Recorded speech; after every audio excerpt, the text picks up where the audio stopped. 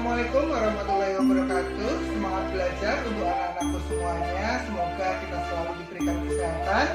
Pada video kali ini kita akan belajar mengenai ukuran pemusatan data pada rata-rata nilai. Untuk mendapatkan informasi yang jelas dari sekumpulan data, baik dalam sampel maupun populasi, selain dalam bentuk tabel maupun diagram, masih diperlukan ukuran-ukuran lain yang menunjukkan sifat atau ciri dari kumpulan data tersebut, yaitu ukuran pemusatan data. Ukuran pemusatan data atau ukuran tendensi sentral memberikan gambaran bagaimana suatu data cenderung memusat ke suatu nilai tertentu. Misalkan, sekumpulan data dari hasil ujian matematika dalam suatu kelas mempunyai rata-rata 7.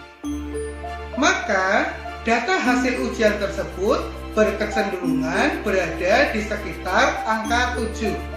Ukuran pemusatan data meliputi yang pertama, rata-rata nilai, yang kedua, modus, dan yang ketiga, median.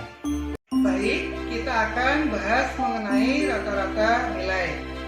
Perhitungan rata-rata nilai banyak ditemui dalam kehidupan sehari-hari. Misalnya, rata-rata gaji karyawan suatu perusahaan setiap bulannya, rata-rata pendapatan per kapita masyarakat Indonesia, rata-rata usia siswa SMK kelas 12, dan sebagainya.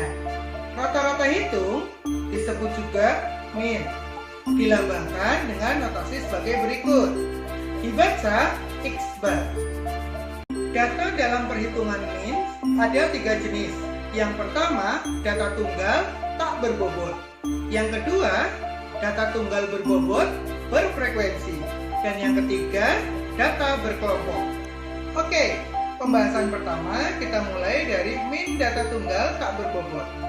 Data tunggal tak berbobot adalah data tunggal yang disajikan satu per satu.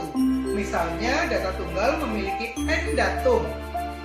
Datum pertama X1, X2, X3, X4, dan seterusnya sampai datum terakhir Xn. Maka, min data tunggal adalah X bar sama dengan datum pertama X1 ditambah X2 ditambah X3 sampai datum terakhir dibagi dengan N.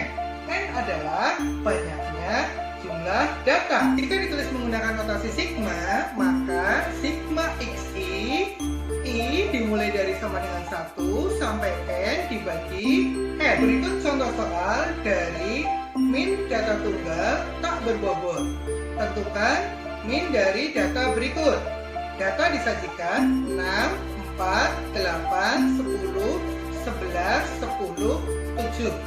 Maka penyelesaiannya X bar sama dengan sigma XI dengan I dimulai dari 1 sampai N dibagi N sama dengan jumlahkan seluruh data yang disajikan dari 6 ditambah 4 ditambah 8 ditambah 10 ditambah 11 ditambah 10 ditambah 7 sama dengan 56 dibagi dengan N, banyaknya jumlah data yaitu 7. Maka hasilnya adalah 8. Selanjutnya kita akan bahas min data tunggal berbobot. Data tunggal berbobot adalah data tunggal yang disajikan dengan menggunakan frekuensi. Misalkan, data tunggal memiliki n datum. Datum pertama X1, X2, X3, X4, dan seterusnya sampai datum terakhir Xn.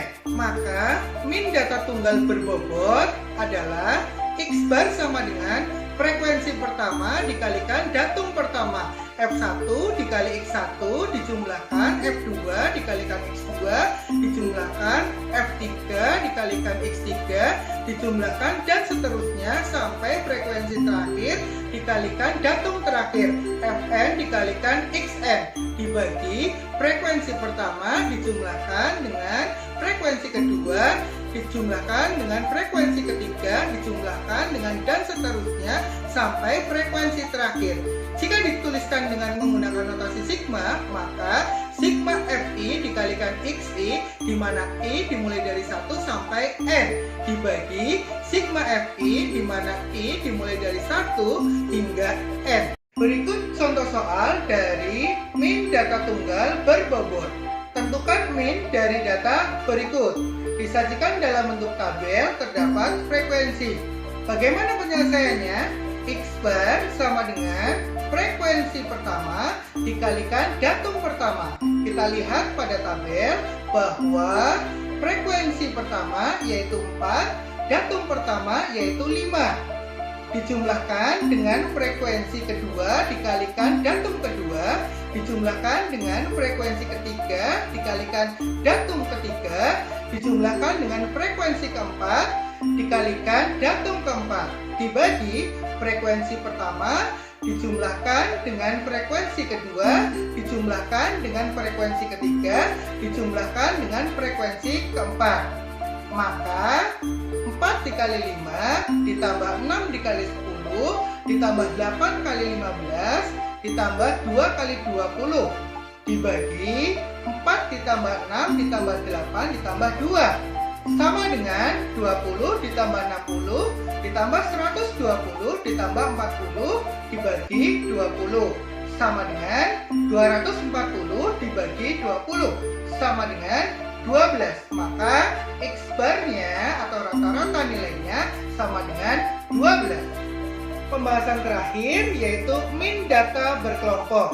Data kelompok adalah data yang disajikan dengan dalam interval tertentu dan setiap interval memiliki frekuensi. Ada 3 cara untuk menghitung min data berkelompok. Yang pertama kita menggunakan nilai tengah, yang kedua kita gunakan simpangan, dan yang terakhir atau yang ketiga kita menggunakan kode atau coding. Berikut contoh soal min data berkelompok. Tentukan min dari data pada tabel berikut. Kita lihat tabelnya. Bagaimana penyelesaiannya? Di sini kita akan menggunakan cara pertama, yaitu menggunakan nilai tengah kelas interval, di mana X bar sama dengan sigma FI dikali XI, di mana I dimulai dari 1 sampai N, dibagi sigma FI di mana I dimulai dari 1 sampai N, di mana FI adalah frekuensi kelas interval dan XI adalah titik tengah kelas interval.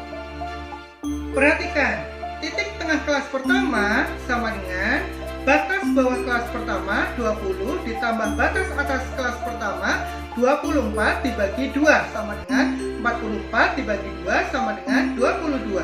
Untuk kelas kedua sama dengan 25 ditambah 29 sama dengan 54 dibagi 2 sama dengan 27. Untuk kelas ketiga 32, kelas keempat 37, kelas kelima 42, kelas keenam 47. Setelah ditemukan titik tengah masing-masing kelasnya, kita akan mencari FI dikali XI. Yang pertama 4 dikali 22 sama dengan 88. Yang kedua 8 dikali 27 sama dengan 216. Yang ketiga 448. Yang keempat 444. Yang kelima 420. Yang keenam 94. Dengan jumlah FI dikali XI sama dengan 1170. Maka rata-rata min data berkelompoknya X bar sama dengan sigma FI dikali XI, di mana I dimulai dari 1 sampai N, dibagi sigma FI di mana I dimulai dari 1 sampai N sama dengan 1710 dibagi 50 sama dengan 34,2. Demikian video pembelajaran kali ini mengenai ukuran pemusatan data pada rata-rata nilai.